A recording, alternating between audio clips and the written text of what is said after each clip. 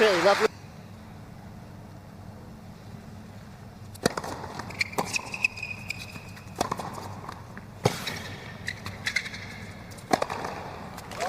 When in doubt, I guess just come forward. Apparently, 2 for 2. We're going to topple a former champ. And there it is. Emma Navarro had only won 5 games in the previous 4 sets these two had played. Well, guess what? She's eclipsed that. Her 6th game gets her the opening set. And she has the 2023 champion in Beijing in a bit of trouble.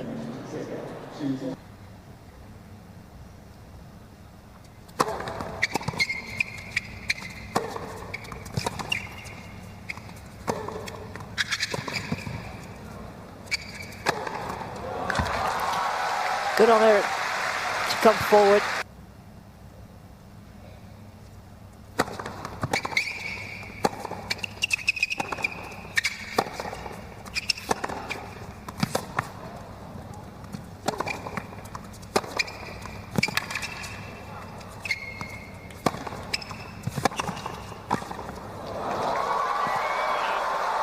Called not up by Sweeney in the chair, and Swiatek able to earn her hold where she has found solace in one position on the court. You see how well she's done when winning the opening set this year.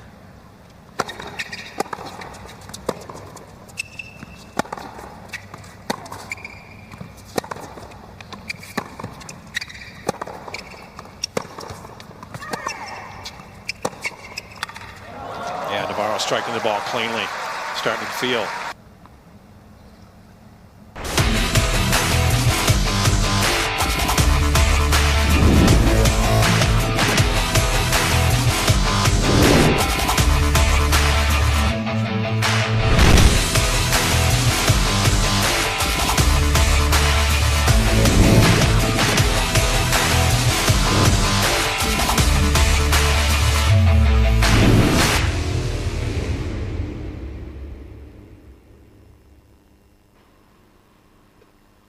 Hello, good morning and welcome to Sports Central, brought to you live and exclusive to Spectrum Television.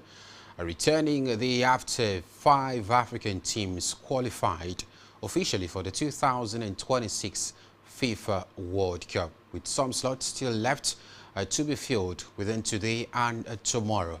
But a whole lot of conversation surrounds the Super Eagles of Nigeria after getting that win over Lesotho in South Africa. They're back now to Uyo to prepare for their last qualifier clash against Benin Republic. But a whole lot to be talked about in that particular game slated for later tomorrow. We'll also look at other continent and the World Cup qualifying series, how things are shaping up in that particular qualifiers. We'll take a look at the world of tennis this morning with the UN Open also, of course, reaching its crescendo over the course of the weekend. We'll also look at the Shanghai Open as well, what happened in the ATP category, the track and field conversation, still all of which you will also hear on the show. I am Mutabe David. An exciting time to return this morning to talk about all of this in fine detail. But before we have an extensive conversation on the show this morning, let's first of all bring you up to speed with big development making rounds in the world of sports. Welcome to the show.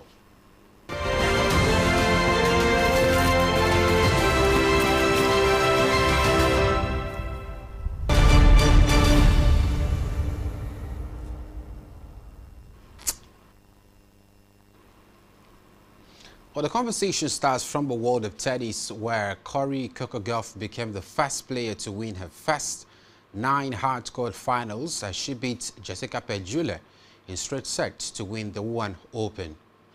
The 21-year-old world number 3 won 6-4, 7-5 against her American compatriot to claim her 11th career singles title in total. The French Open champion, who was making a second appearance at the UN Open, trailed 3-love in the second set, but dug deep to reduce the deficit to 5-3 before claiming 4 straight games to seal victory. At 5-4, Pegula had the chance to force a final set decider on serve, but was broken emphatically by a relentless Gauff. Pegula had played in final set deciders in all 8 of her previous matches at the UN Open, while Gauff had finished off all of hers in straight sets. Away from that, Valentin Vacherot and Arthur Rindanek, remarkable respective runs at the Rolex Shanghai Masters, came to a fairy tale close on Sunday when Vacherot rallied to defeat his cousin and former colleague teammate 4-6, 6-3, 6-3 and capture his maiden tour level title. In doing so, the world number 204 became the lowest ranked ATP Masters 1000 champion in history since 1990. Competing in front of a packed stadium court at one of the biggest events on the ATP Tour, the setting for the final could not have been further removed from the pair's Texas A&M University days, where they played side by side in 2018. Fast forward 7 years and their paths have diverged. Rindanek arrived in Shanghai with a career high of number 42 in the ATP rankings, with his best result a final run at the ATP 250 in Adelaide in 2022. He had never progressed beyond the third round at the Masters 1000 event until this week. Vacherot's rise, however, proved even more improbable. The 26-year-old entered the tournament with just one tour-level win in his name. And earlier this year in Monte Carlo, he became the lowest-ranked finalist in Masters 1000 history, and over the course of 2 unforgettable weeks, rewrote the trajectory of his career. After battling through qualifying, the 26-year-old notched wins against Laszlo Djere, Alexander Bublik, Thomas Masak, and Talon Griekspoor to become the first player representing Monaco to reach a Masters 1000 quarterfinal. He then stunned Holgerun and 4-time Shanghai champion Novak Djokovic to reach the title match. In a compelling final, Vacherot once again showcased his resilience. He rallied from a set down for the 6th time this tournament, including qualifying to become the first player representing Monaco to win a tour-level title in the Open era. He's also just the 3rd qualifier to win a Masters 1000 crown, joining Roberto Carretero in Hamburg 1996 and Albert Portas in Hamburg 2001. Away from that, the Sacramento Kings forward Keegan Murray suffered a torn ulnar collateral ligament in his left thumb during a preseason loss in Portland on Friday night, the team announced. Murray will undergo surgery and be re-evaluated in 4 to 6 weeks, ruling the Kings' young power forward out for at least the first 10 games of the regular season. The injury comes at a pivotal time in Murray's career. Entering his 4th season, he is eligible for a contract extension in the next week. The deadline to come to an agreement with the Kings is October 20. If they can't, Murray will enter restricted free agency next summer. Murray has been a pillar of durability earlier in his NBA career, appearing in 233 of a possible 246 games his first 3 seasons, starting all but 2 of them. This UCL tear is the most significant injury he has suffered as a pro. To the track and field event where world record holder Tobi Amusan led a wave of congratulatory messages as fellow Nigerian athlete Ezekiel Nathaniel celebrated his graduation from Bello University in style, marking the end of a remarkable collegiate career both on and off the track. The 400-meter hurdler marked the milestone with excitement on social media on Sunday to share college from his convocation ceremony, captioning his post, 4 years well spent.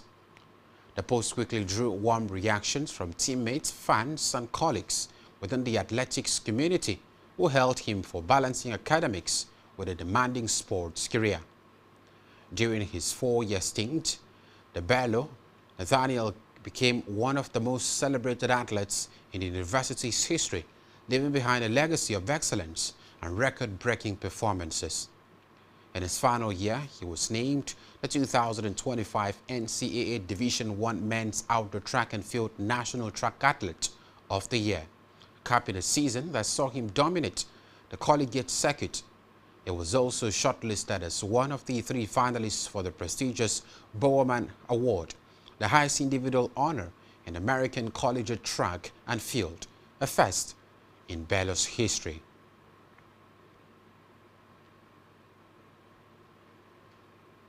And that's all we have for you at this time. We'll take a very short break. When we return, we'll have an extensive conversation on the show and much more. Do stay with us.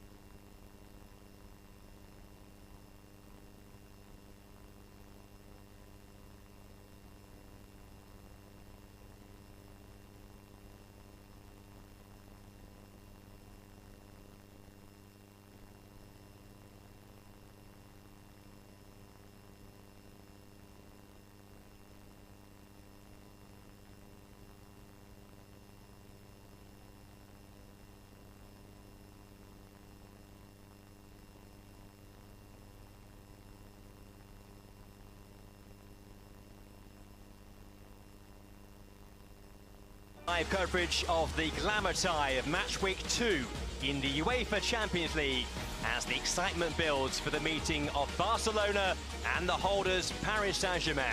I'm Joe.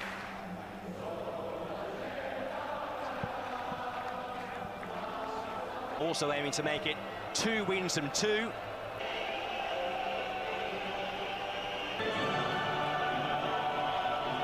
Actually, his second showpiece game in the Champions League this season, and that still is a formidable team, Maka. Yeah, on the wing there, the likes of Dembele. So off we go then, Paris Saint-Germain in right away, and he finds Ferran Torres, who's... I think we're thrilled that he's playing. Poor ball by Petri. Yeah, in the Champions League this season, scored 5 goals. He is pragmatic at times, even though they do like to go forward. Chance to attack here for PSG. The teasing ball, Portuguese left back. At the other end of the pitch, who's in his first year at PSG. And there's backing off initially. And Yamar trying to go past him. But there's been a late change to the Paris Saint-Germain. Now Olmo, Koundé made unceremoniously told that he's not need. It's a dangerous corner, and Savani attacked it very well. Mayulu. Nuno Mendes. Hakimi up against Gerard Martin. Opportunity in the absence of Marquinhos. Pass there by Yamal for Ferran Torres, beyond the goalkeeper, and the block was by Zabani. You know, how many times have we seen that? The pass in behind again, this time for Dani Olmo. This is Mbaye with that turn of Petri. Rashford, it's Ferran Torres! It's a beautifully worked goal for Barcelona. Well, Vitinha gave the ball away, and he was made to pay. Barca's passing there was exquisite. And Ferran Torres with that finishing touch. Yeah, it was a brilliant goal. Vitinha picking the wrong option. But from then on, it was all class. Not again with that trademark ball. Here goes Barca with the pace in behind for PSG. But Petri couldn't quite. 4 years ago now. Mainly used off the bench last season. To Barca. Barca's ball in. Galloping from right back. The track to... Now it's Olmo, and he kept it low, and it deflected away and behind. A lot of these players wouldn't be playing. Mbaye. Lamine Yamal, going for the ball. Lamine Yamal with the corner. Continues. Yamal with the ball into a great area. It's Hakimi, and it's Szczesny who has to palm it behind for a corner. Yeah, sensible from the goalkeeper, just helping it on its way. We've seen Ansu Fati in the past get injured, you know, so... This is Mayulu, that's deflected, and the game. Here's the resulting corner, in toward... Tormenting Zabani, getting past him too, but... Up against Zabani. Now and by. Rashford challenge, that's a foul by Rashford. Long time this season. Yeah, he's out for another long time, isn't he? Yeah. Look at him skip away, and that turn of pace too by Nuno Mendes. Wonderful play by him. So Zaire Emery. Koundé. Oh, he can't link up though with Zaire Emery. Knows the full story. The home of their reserve team. Chance to level the game here, and the chance taken. PSG a level through Seny Mayulu.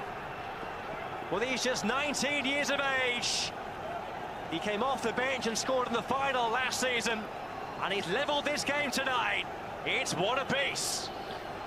Yeah, and to a certain extent you could see it coming, couldn't you? I know Barcelona have been on top, but I still feel that they're very open to runners. And this is all about Nuno Mendes. Got a kick on his Achilles before, but he's recovered incredibly quickly. Look at him here, he's off. Koundé towards Vitinha again. Collision there off the ball. It's beyond Ruiz. This is Barcola. It's done well. Bradley Barcola. Olmo. Now Ferran Torres with a back heel to Barcola. And now Hakimi over that. Here's Yamal. Brushed off it, and a foul's been committed there by Rashford, dancing away on the cutback. Just a bit too close, those PSG defense pass. Pedri on the move. Blistering football display. Some of those players are better rested as well. Crosses by Fabian Ruiz, the head. Opened it. Yamal. This is a wonderful run by and it's still going. And just an outstretched poke of his face.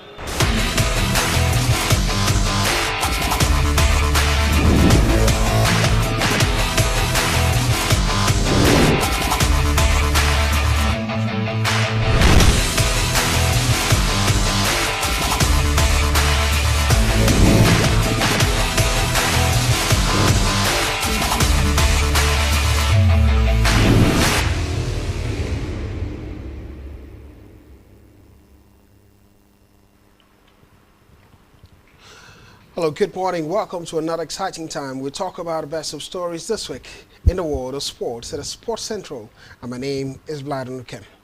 Meanwhile, the guys are seated at the table of Greta is ready for this one, the excitement that comes with it in the world of sports then. Part of a conversation to look forward to would be the attraction of qualifying for the 2026 World Cup. Well, a big battle gets to take place tomorrow would be the Super Eagles of Nigeria against the opening Benin Republic. A must win for Benin Republic, a must win for Nigeria, on the other hand, a must win for South Africa at the other end against Rwanda. Well, Group C has been that of multiplicity when it has to do with it, full of uncertainty. At some point we thought South Africa has qualified, and South Africans, lots of many people on social media were saying Nigerians are using calculator. Now it seems the calculator has reached everybody at the moment. Well, part of the conversation this morning would be about the Wuhan win for Coco Gauff in the world of tennis and the Japan Open, Shanghai Open also taking center stage. We'll talk about details of all of this. And the Nigerian who's adding excellence from academia, or academics rather, and the track and field. It would be a conversation all through. We'll also look at further World Cup qualifiers from different zones. Ultimate David, good morning. So good to see you today. An exciting morning to return. It is Monday morning, so a whole lot to look forward to, and a whole lot that also made my weekend from the world of tennis, where we had the hard-court swing also coming to an end, especially for Coco Gauff to the Super Eagles of Nigeria, still at least getting that victory in South Africa. Whether or not it propels them to qualifying, but the fact that they were able to get that victory came in very handy for the side. I'm delighted to return. Well, delighted to return to it. It's sounding like he didn't expect the Eagles to have a victory against Lesotho, and many expected. Fanitina, good morning. There's a story that caught my fancy. The likes of that Vachurat Fairytale run. Remember, he said, I think he said it was the end of the road for him against Novak Djokovic, but somehow across Novak Djokovic went all the way to with his cousin. Good morning. Well, the story is always that when it's the biggest day of your life against just another day in the office for someone else, maybe experience would always count for the other opponent. But for Valentin Vachurat, fairy tale run it was for him. Let's see how he gets to build on that, because it's not just about winning a Masters. You have to continue to do better, unless you would end up like Daniel Medvedev. Well, good start, but not all the disrespect that comes with Daniel Medvedev in there. I think it's won his bet somehow. Maybe consistency has been a problem in recent times, but he's owned his audience. Former world number one, that's something to talk about. Well, quickly, let's begin from the world of tennis now, the Wuhan Open, and nothing beats a conversation other than Coco Gauff. And when you talk about Coco Gauff being such phenomena, beating Jessica Pegula and getting the notch in this one, but Jessica Pegula getting to the final of the Wuhan Open, and big conversation around the Wuhan Open would be the fact that she's got in the final would be it's cementing her place in the year-end competition. Well, let's talk about it, shall we? Whatever, we start from there. Coco Gauff getting number right and standing tall when necessary. 6-4, 7-5 victory in 1 hour 42 minutes to claim her third WTA 1000 title. 21-year-old in that direction, claiming her 11th career single titles in a total, and doing that without dropping a set. I think it was probably one of the most difficult game, judging by the quality of the two opponents at the final of this particular weekend. So one would also expect that Pegula, actually overstretched Coco Gauff, or maybe, of course, give her a very good run. But it ended up being more like a one-sided affair for Lady Coco Gauff. Both throughout the tournament, so yeah, it's been straight set for her also. Absolutely. She's not dropped the set for definitely. So it certainly shows you, Coco Gauff, growing in terms of confidence at this particular competition from the start of it up until now. But personally, for me, maybe I didn't see her being one of the favorites to claim the Wuhan Open. If you look at didn't see who being one of the favorite. Coco Gauff, particularly. That's surprising, huh? Yeah, yes. You look at the last couple of tournaments heading into the Wuhan Open. She's been far from convincing in terms of performance, in terms of where she's finished. So one would also expect that it will be the same trajectory at the Wuhan Open. But against all odds, she's actually here, and of course, getting through to the finals to beat Jessica Pegula, a very huge feat for her. As a matter of fact, I think this also consolidates, Coco Gauff, and how she's also been able to improve her game in recent times. Recently, we're also talking about one aspect of her game that has also been found wanting. But she's winning laurels, even without, being quite impressive in that particular aspect of her game. So I think it's quite something, handy for her at the moment. Many will be looking forward to WTA finals, because I think that's where she will definitely be rocking hands and rocking shoulders with some of the big names heading to that WTA finals. But I think at the moment, a very big win for her, and it creates that confidence for Coco Gauff that even without and with these frailties, she can even do more. Coco Gauff can do more. Is that conversation from Twitter and competition, and also be dominant. Well, at this competition, you have some of the biggest superstars being part of it, and some also missing out. But Coco Gauff getting that victory. Let's talk about Storm Hunter. Storming and reuniting with Siniakova and winning her first title since a return from injury. If you want to talk about it, she's returning from Achilles surgery, claiming the trophy alongside Katerina Siniakova. Well, the duo defeated Anna Danilina and Alexandra Kronik 6-3, 6-2 in 69 minutes to win in Dongfang. Talking about the Wuhan Open. Well, we switch gear quickly and we'll talk about the Japan Open now, Fantina. Well, when you talk about Japan Open, not the biggest of competition, we want to talk about it, but it has to be Naomi Osaka winning in Osaka, and that makes sense now, beating a 17-year-old wildcard Sonobe in the Japanese opener, going to the next round of it. I'm going to say not the biggest of it, but she's doing it in home turf for her. Well, definitely, I think it's just the competition for Naomi Osaka to see how she can reignite that spark within herself. This year has not been the best of years for Naomi Osaka as a tennis superstar, so she's just trying to seek some level of redemption, seek some level of how revival, if you might put it that way now. So against the opponent, just a Japanese qualifier, so not on the level of Naomi Osaka. She was always destined to win that game. You wouldn't expect Naomi Osaka to get beaten by a qualifier. So I would say let's see how she. A 6-love, 6-4 for her. Definitely. Yeah, wild card in this one. So now the next round, I think that's where we get to test the mettle of Naomi Osaka against the next opponent, and maybe let's see how she can, as far as possible, if she can reach the final of this one. It's going to be a much needed morale booster for her confidence. A much needed morale booster for her confidence. That conversation. And quickly, let's move to the main game in the world of tennis, the one that excites me the most. It's a fairy tale run where we have a fairy tale run in the world of tennis. It all started causing to Raducanu. We're talking about Valentin Vacherot from Monaco. Somewhat somehow when it started, many thought it wouldn't have that opportunity to go all the way win a Masters, and it happened. Surprisingly, the Shanghai Masters, one of the biggest Masters in the Asian swing. Well, Valentin Vacherot, after beating 7 big openers, started with Hojarun. Then I remember, I think on Friday thereabout, we're talking about it. We thought now it's the end of the road for him against Novak Djokovic. Got the better of Novak Djokovic, and these two brothers of some sort, cousins, are doing the magic at the Shanghai Open, but got to the final, defeats his cousin Raducanu for a maiden title. All that he's in for it. The other conversation, as you mentioned earlier, is with can he go all the way in his career? But somewhat somehow, let's celebrate the win first. A massive win for Vacherot. Well, I think for Valentin Vacherot, world number 204. This morning he cracked the top 100 in the world, so that's something good for him. Now no longer world number, let's say former world number 204. So for Valentin Vacherot, it's been, just like we've talked about, a fairy tale run for him. Not many expected a Cinderella run. You wouldn't before the start of the competition even imagine that this world number 204 would win the ATP Masters. Yeah, the lowest, happened just twice in history. The lowest rank since 1990. Exactly. So when you look at it, I think the man has he's done enough for himself. Even if he doesn't win any other title for the next 12 months, it's enough for him because he's overachieved. He has overachieved at this point. He and his cousin, they started together, at the Texas A&M University, and they played alongside, each other. They were doing quite well, but their careers took a very different turn. The cousin going on to do bigger things, while he himself was just, wallowing outside the top 200. Yeah. So, but now he's back and he beat his cousin in the final of this one. I think it's a story of coming full circle, and I want to see Valentin next year, because it's not just about stopping here. I want to see how far he can go. I just believe he has more to offer. I saw the level of competitiveness against Novak Djokovic.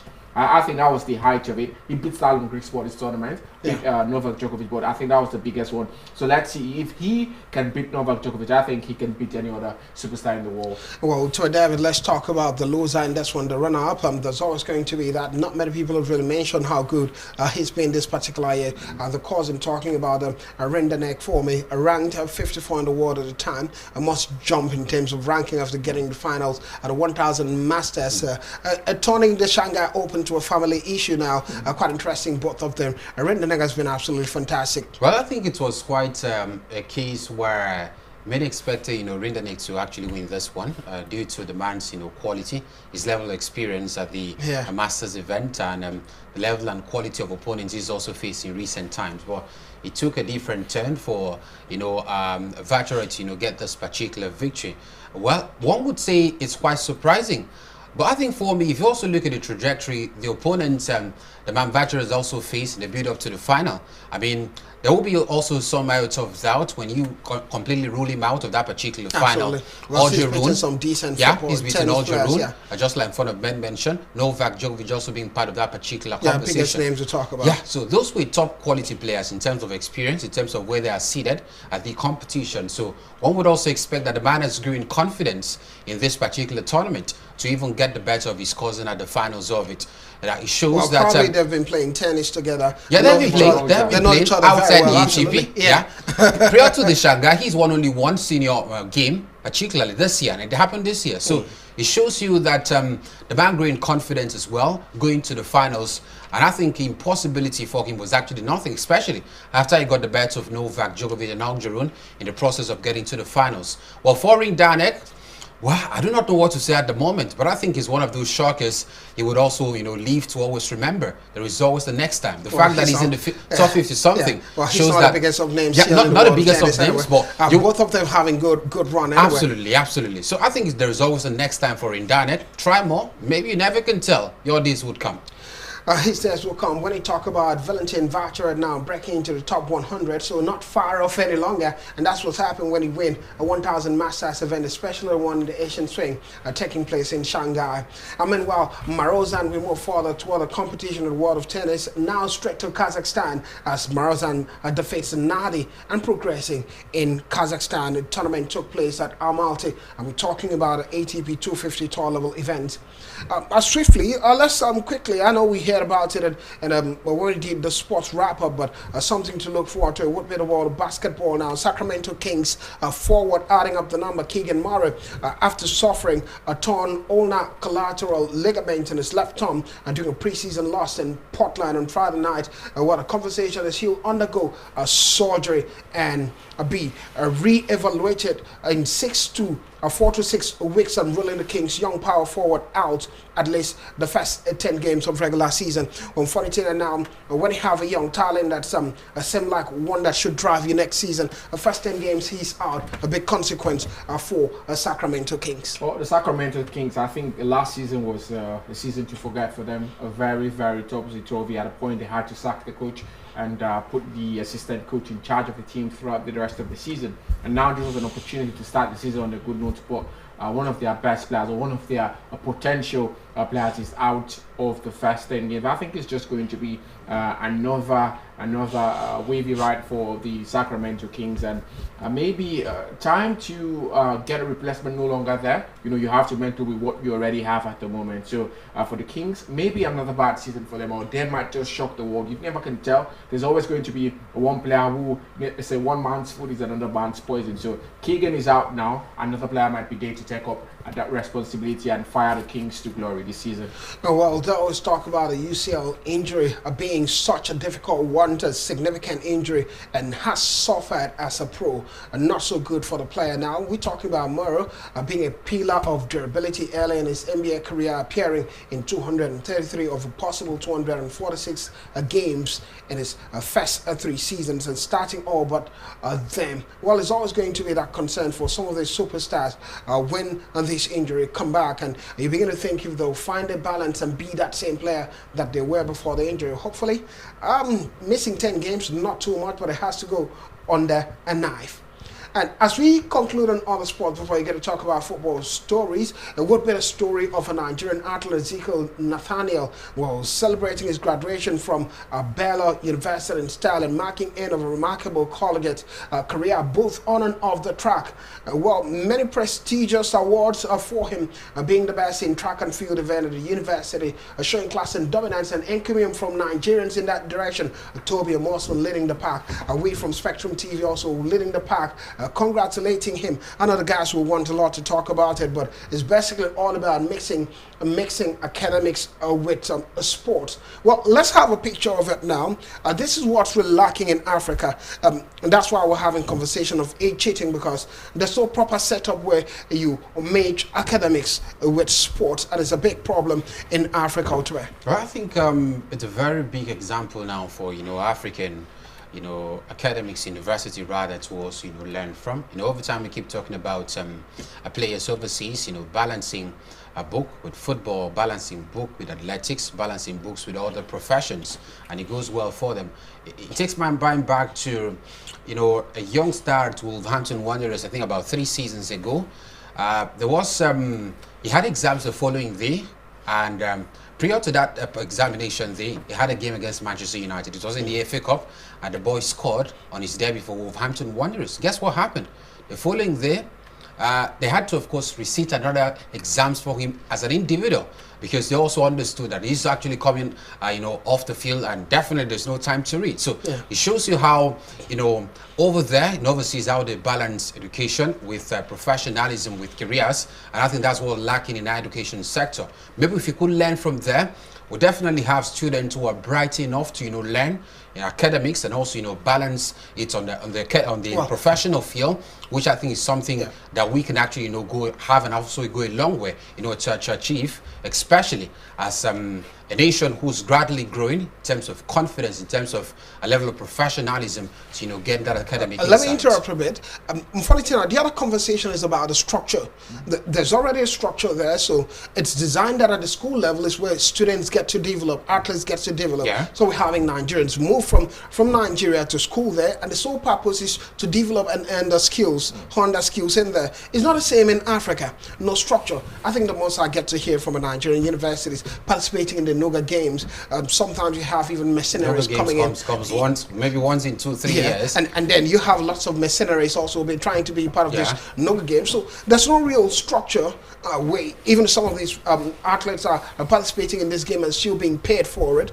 That's a big concern because you're having club sides within this universities that are participating in these sporting activities around the nation. They have national leagues and the rest of them. The different cadres of a big gap in terms of structure in Africa. Wow. Maybe I don't know the state in North Africa, but mostly when you talk about West Africa, that was sitting in a big gap there. Well, I think it's not just Africa, even some parts of Europe as well. So it's not just about Africa, and I have to be very, very fair with that judgment. Well, you're making it sound like no problem. Others are suffering. I'm not saying it's not. I'm just we're making it as if it's an African problem. Well, for now, for us, it's an African problem. It's a problem for us, but I'm saying it's not just Africa. The United States of America, I think they've gone far when it comes to balancing sport and academics. In fact, for you to be a sportsman, you have to go through university. You need to have a degree most times to have that opportunity of maybe representing the United States of America. All of them went through the college system. That's how it works there, especially more than athletes. So I think it's not just Africa, but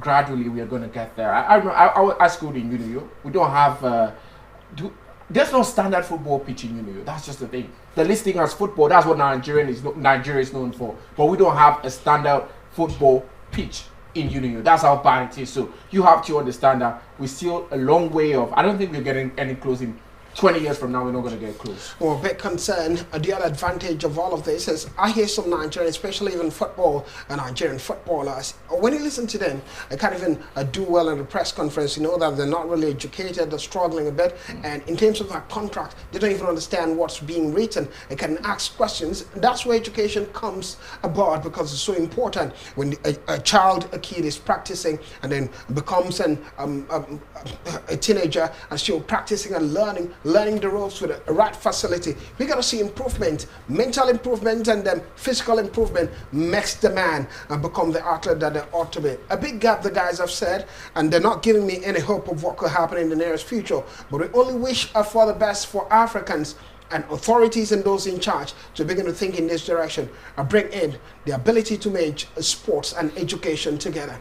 But here we'll draw on a quick break, and when we're back here with football stories all around the world, and part of the conversation would be the games that will be taking place in Africa to qualify as Ghana join the rest of North African side to become the fifth African team to qualify for the 2026 World Cup. We'll also bring up the numbers for those participating at the World Cup and those participating at the Nations Cup. You see the disparity, because there's a conversation, guys. Ghanaians are saying, don't worry, we don't worry about the Nations Cup. We won the World Cup. The World Cup entry level has more money than the winner of the Nations Cup. It will be a conversation. Don't go anywhere.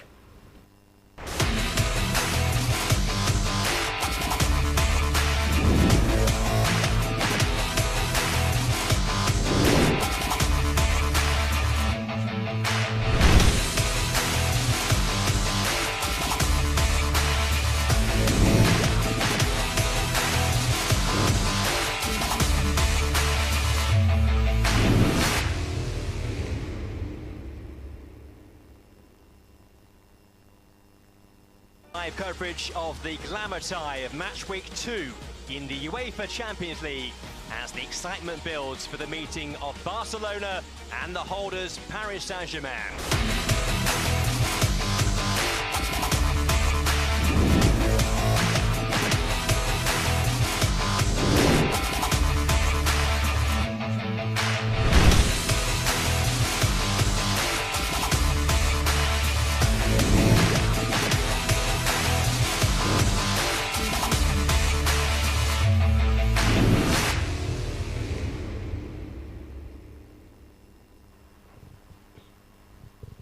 And welcome back at Sports Central. And my name is Blyden Kumutwedevin Funitina showed me for company going nowhere. And now we're going to talk about football stories around the world. And football, as usual, football, here we go. Well, let's begin from home. And what be the very fact that the Super Eagles of Nigeria finally arrived to Uyo.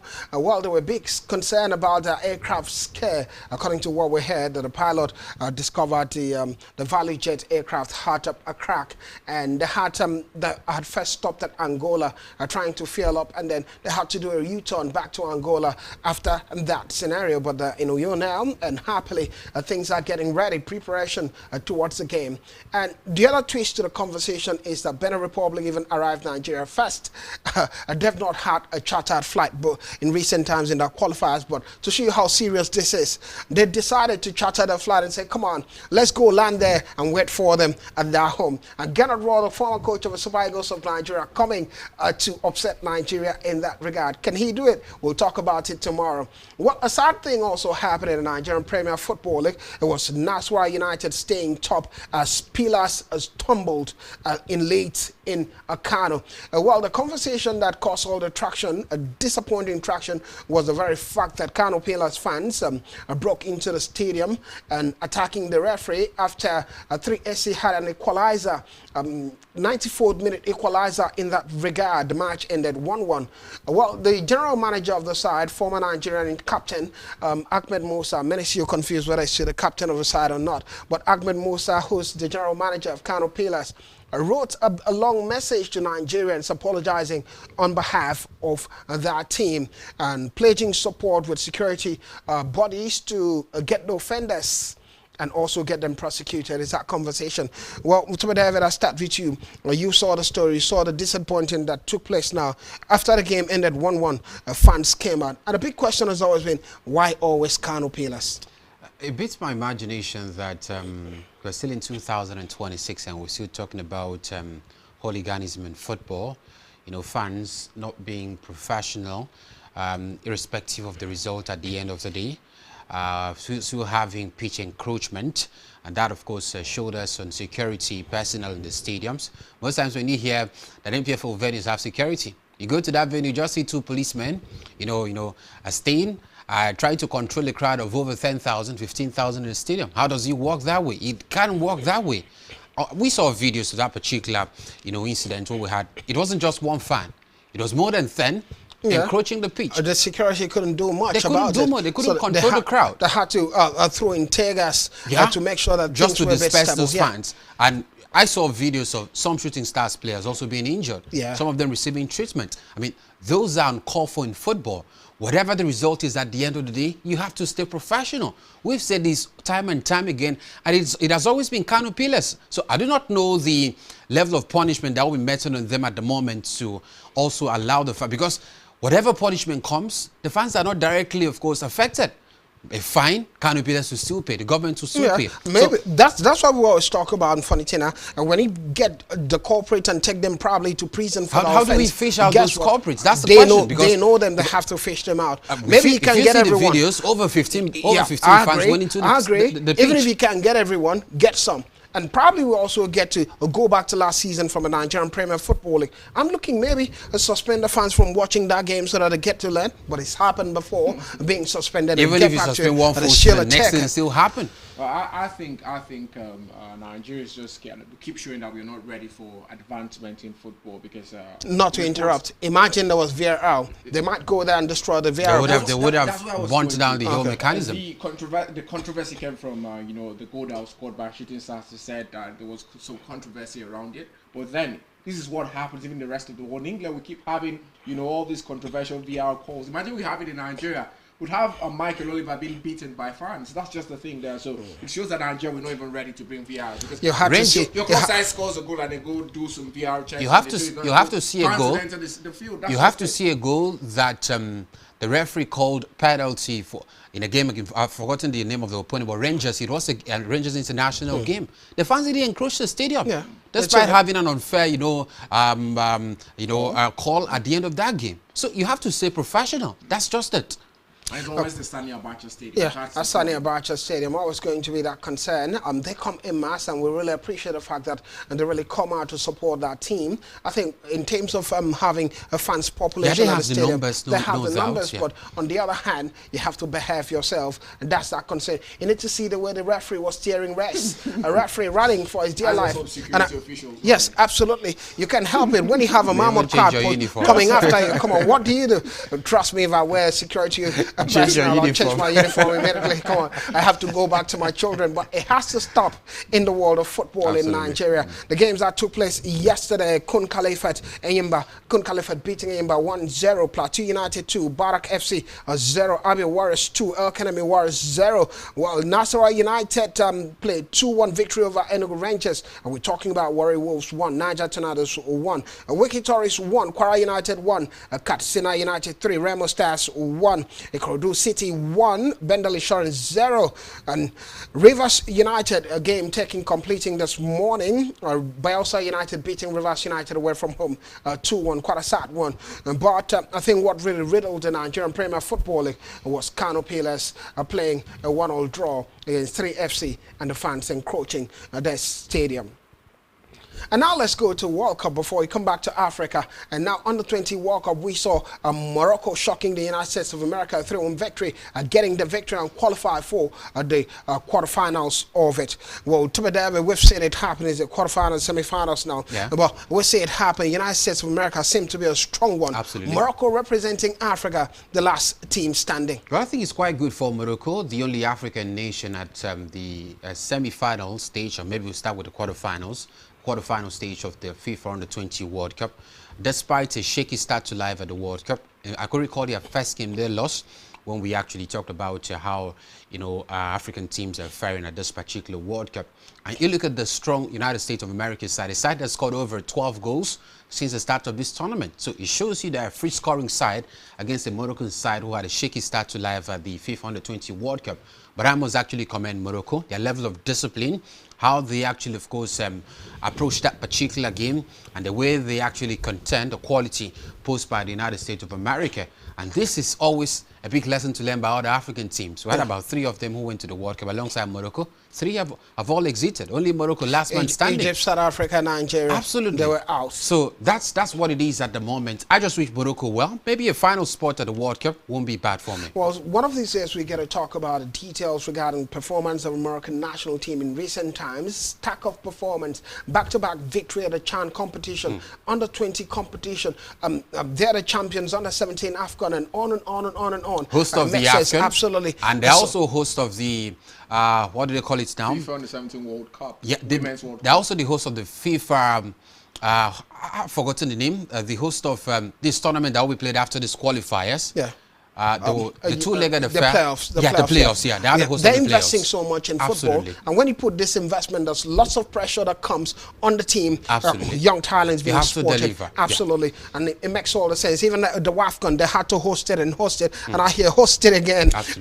Well, they're deciding to spend money in Africa, and when you spend that level of fun, and it has a ripple effect on the team. Well, still on the Under-20 World Cup, Spain got a victory in the quarterfinals. And rather, Colombia defeated Spain 3-2 in the quarterfinals of it. Colombia were in the same group with Nigeria. Argentina beat Mexico. Mexico had a red card 2-0. The United States of America being beaten by Morocco. We've talked about it. And French side defeating Norway 2-1. The Norwegian side was still in the same group with Nigeria. So up next at the semi-finals will be Morocco under 20 against France under 20, and Argentina under 20 against Colombia under 20. Well, before we get close, we move away from that and go to African competition then.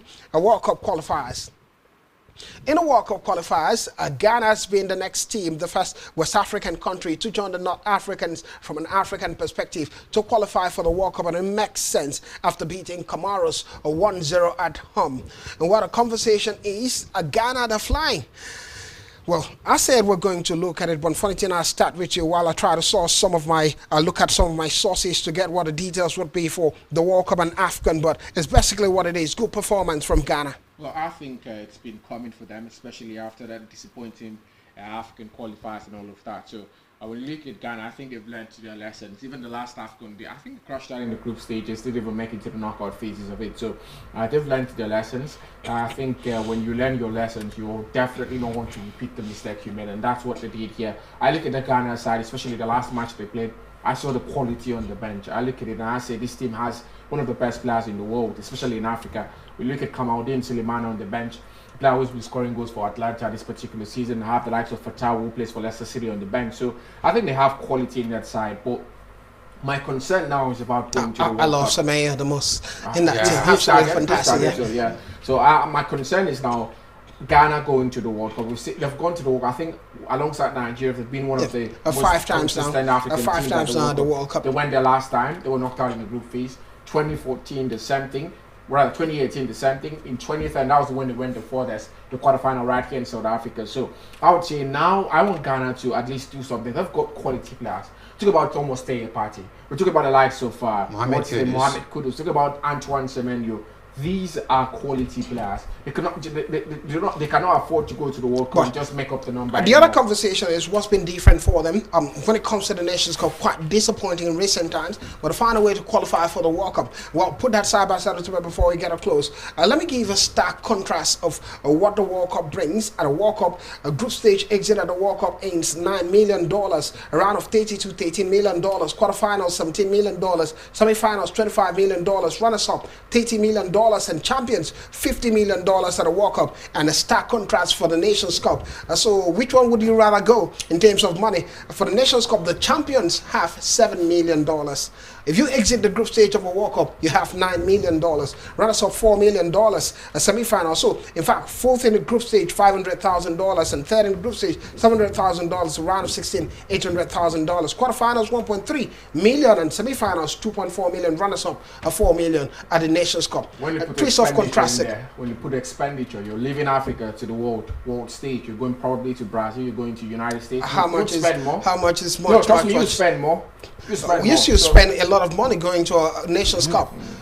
Look, if you look at the winner, let's look at the winner and the next. Guess what now? Because if you leave in the group stage of the Nations Cup as a fourth finished team in the Nations Cup, you earn $500,000. So you're spending more. While at the World Cup, if you go there and you leave at the group stage of it, it doesn't matter. Everyone, in fact, the moment you go to the World Cup, you earn $9 million. I think that answers your question about why they usually like qualifying for the World Cup. Well, you can answer for the Ghanaians. You can answer for the Ghanaians. What was set to bounce? Time is almost out. Well, the 2026 World Cup qualifiers had Erling Haaland missing 2 penalties then, but still had a hat-trick in Norway's win. And we're talking about Neves let go, sparing Ronaldo's blushes after Ronaldo missed his penalty against Republic of Ireland. Well, Glasner had early talks over new Crystal Palace contracts. That conversation has been a fantastic manager, Oliver Glasner. Well, Manchester United set for a minor Zexi talks as club circle. Meanwhile, Jack Wilshere is said to be named Luton manager. Once a player at Arsenal with lots of injuries, but it's a story now into management. Well, guys, somewhat somehow we've been able to handle the time and finish it. Thank you for being a part of it. Devin Fonitina. A pleasure. We look forward to tomorrow. Nigeria. Definitely be at the stadium tomorrow. All right, we'll do the best we can. Catch us at the stadium from today and tomorrow. Would be a conversation. Which is Super Eagles of Nigeria, best of luck against Benin Republic. We say ciao ciao.